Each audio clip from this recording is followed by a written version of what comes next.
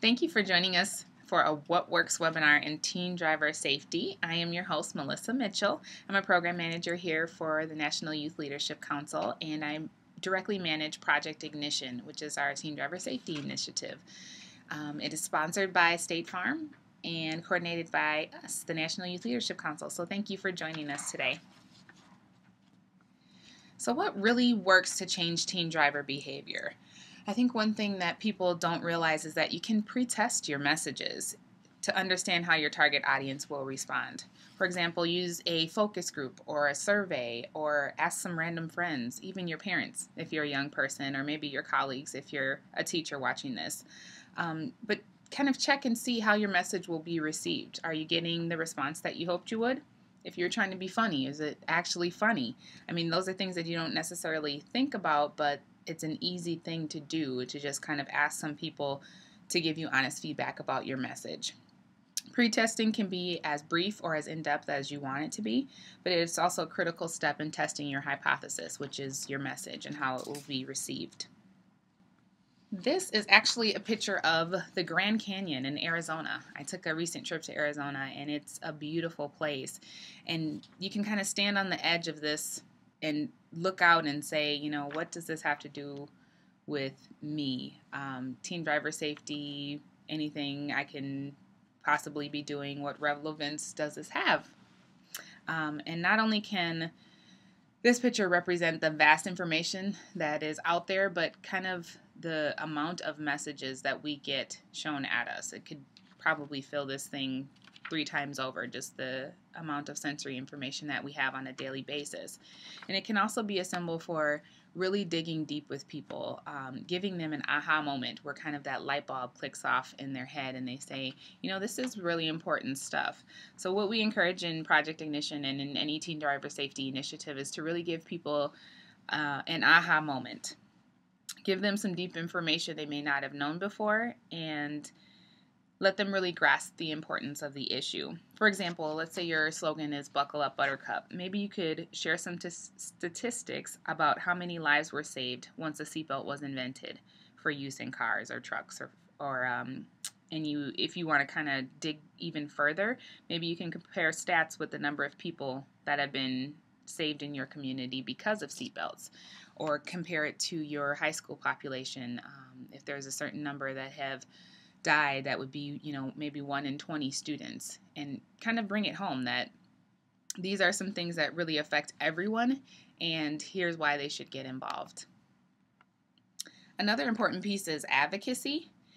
And we really encourage people to not only advocate for safe driving laws in their community, but make sure they have all the right tools for those laws to be enforced. For example, this group here is Spring Lake Earth in Texas, and cell phones are prohibited in school zones in Texas, but only if the appropriate signage is up. So they did some advocacy work with their local police department and their legislative representatives to get the signs that they needed in their community. So combining other communication strategies like brochures and pamphlets and things with strategies like advocacy to change or enforce laws will really help you encourage behavior change. One big thing for Project Ignition is also graduated driver's licensing, because driving with supervision is really critical during those first few months that new drivers are on the road. And then from there, they can learn the appropriate and timely responses that will be required when they're driving on their own.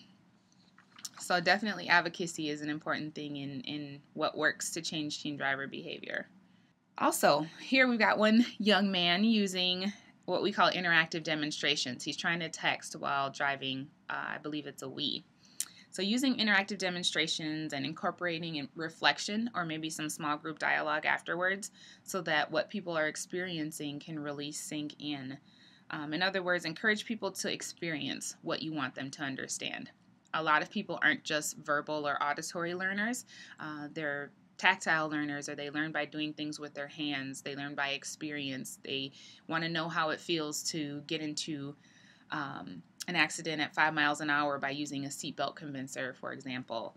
So really dig deep and ask about any barriers to changing a bad behavior, and then go one step further and maybe problem solve to show how you can overcome those barriers. For example, if some people are always on their phones, whether they're walking or they're in class, or a multitude of things that we always do while we're doing other things. If you want people to not use their phone, give them a strategy on how they can put it away, or put it in the glove box, or put it in the trunk while they're driving, so that they're not being distracted by that technology. So, role playing here, we've got one of our Project Ignition theater groups represented. Role playing is a terrific strategy to engage peer groups, because you have the opportunity to build skills to resist negative peer pressure and to avoid risky behavior. And anytime you can build up someone's skills and confidence to encourage safe driving behaviors and hold their peers accountable, you're going to be successful. Whether that's just kind of role playing, sitting two chairs next to each other and saying, one of you is driving and one of you is texting while driving. How would you respond to your friend in this circumstance? It's a very simple step and a very simple thing to actually do, but it can help the person who's standing up for their own safety and the safety of their friend to really recognize it's kind of simple, and it'll give you that confidence that you need. Ultimately, it's all about caring enough not to want someone you love get hurt. And then parents. Parents have a huge role. We really encourage parents of teen drivers to set limits and to discuss the expectations that they have for driving with their teens. Maybe they'll even set up a driving contract with consequences of violating the rules.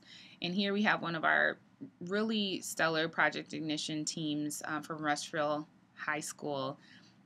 The mom was the advisor to the program, and her daughter, Faith, was really involved as well. And it's just, when you have that kind of trust between parent and teen, and they know what their responsibilities are, and they really take driving seriously, it can be a really positive thing for both of them, because they're building a relationship that will last a lifetime. So driving is a huge responsibility, and the more teens and parents can acknowledge that and work together to be safe, the better, and the less lives that we'll lose to teen driving crashes. Another thing I wanted to talk about was social norms and influence on youth. So social norms among peers can really be positive in supporting behaviors. So teens often act based on the fact, or the false belief, I should say, that their peers are engaged in more risk-taking or negative behaviors than they actually are. So the perception out there is that young people are doing more bad things than they are doing good, or more teens are taking risk than they actually are. And that's false. Most teens actually support safe driving behavior, and more of them are really trying to speak up and encourage their peers to do the same. So kind of creating this norm in your community that safe driving is normal behavior, and it's not okay to use your phone while you're driving. It's not safe. It's not safe for you or the people that are around you that you could be passing with your car, being distracted by that one device.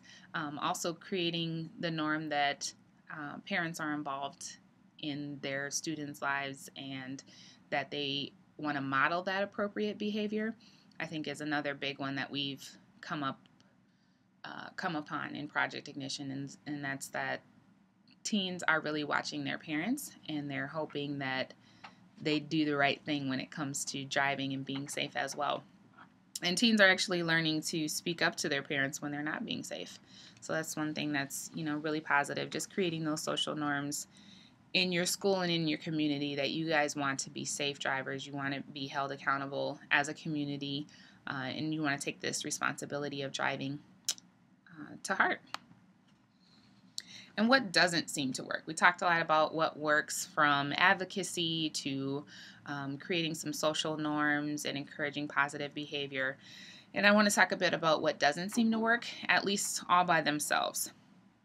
So fear-based campaigns. Here we have a mock crash where they set it up, and someone gets into an accident and the police come, or the EMTs, the fire, the police. It's a pretty big production at some schools, and even involving helicopters when they can get the support from their community.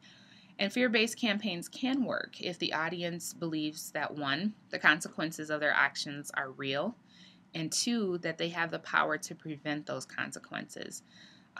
But this approach is really difficult to do well because most people shut down and they kind of create what's called cognitive dissonance when confronted with information, ideas, or presentation that they really don't want to think about. I mean, who wants to think about getting into a car crash or possibly dying or killing somebody because you made a bad choice on the road? So it's a protective mechanism for us as humans, but it's also a challenge when creating your own messaging and engagement strategy for your teen driver safety efforts, in this case, Project Ignition. So maybe as part of your health class, for example, you could study reaction times when someone is under the influence of drugs or alcohol and when they're not. You can then combine that with a mock crash where they see the whole production kind of played out, and then incorporate some reflection afterwards to help them process not only what they saw, but what are some things that they believe they could change in their own driving behavior to make them more safe and to avoid this kind of situation. So you could really take it a lot further than just having a mock crash and then not having any follow-up with your audience. So not only are you tying in what you're doing in the classroom to your Project Ignition campaign, which is what's called service learning, but you're also using something that can be very scary, a car crash, and explaining it in a way that goes beyond just trying to scare your audience into acting the way you want them to act. Another thing that's not as effective as telling people what not to do, giving them a bunch of don'ts, like don't drink and drive, don't speed. Those kind of things don't give people very many options when it comes to how you want them to behave. So behaviors are more effectively changed through experience, reflection, and dialogue. And what has been shown to be even more effective is telling people what to do. So sweep all those don'ts aside and tell them what to do. One way messaging through PSAs and lectures that tell people what not to do leave them little options, but behaviors are more effectively changed through experience, reflection, and dialogue. Sharing options of what people should do is more likely to elicit good behavior. Positive messaging is this approach, and it gives people options instead of highlighting the negative behavior like speeding or texting, for example. You're highlighting the appropriate behavior. So instead of don't text and drive, you could kind of modify your language and say that you're rewarding people for being text-free drivers.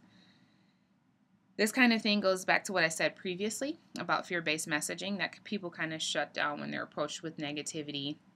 And also a lot of young people are told what to do, and so when you come at it from the peer-to-peer engagement perspective, it's a lot easier to tell your friends to do something instead of telling them to not do something, if that makes any sense to you all out there.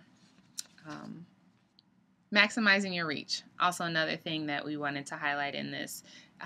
Are there some events where you can engage a large audience? For example, passive messaging via signs, pamphlets, and brochures can be effective when integrated with other strategies.